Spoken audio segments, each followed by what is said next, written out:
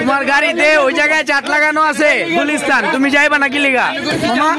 কি লিগা যাইবা না? ওই জায়গায় চাট লাগানো আছে, তুমি রাজধানী জায়গায় গাড়ি বন্ধ করে দিবা কে? আমি কইছি যাবো না।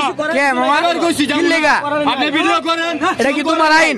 এটা কি তোমার আইন মামা? এটা কি তোমার আইন?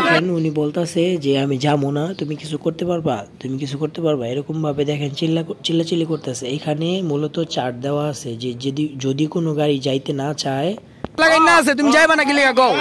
আপনি কিছু করতে পারবেন? আপনি কিছু করতে পারবেন? ঠিক আছে সমস্যা নেই। বলতেছে যে আমি যাবো না, কিছু করতে পারবেন। দেখেন পাশের আরেকটা ড্রাইভার, উনি আইসা ওনাকে উঠাই দিতেছে গাড়িতে এবং কি তাড়াই দিতেছে। আমি গাড়ির নাম্বারটা আপনাদেরকে দেখাই। এখানে বলা আছে যে যদি কেউ না যেতে চায় তাহলে 15 দিন সাসপেন্ড প্লাস হচ্ছে 2000 টাকা জরিমানা। এখন ওরা এরকমভাবে কিছুদিন পর পরই এই সিন্ডিকেটগুলো করে জুরাইন থেকে ওরা কাপ্তান বাজার গুলিস্তান যাওয়ার কথা, সেখানে না গিয়া ওরা রাজধানী নামায়া দেয়। তো এই জন্য জনগণ ক্ষিপ্ত হয়ে ওর গাড়ি আটকায় এবং কি ওরে বলে যে তোর যাইতে হবে। তো এই জন্যই মালিক সমিতিদেরকে আমরা রিকোয়েস্ট করব যে আপনারা এদেরকে কোনো একটা বিচারের আওতায় নিয়ে এবং কি সমাধানের আওতায় নিয়ে যান, কারণ ওরা প্রতিনিয়ত এরকমভাবে এই সিন্ডিকেটগুলো করে।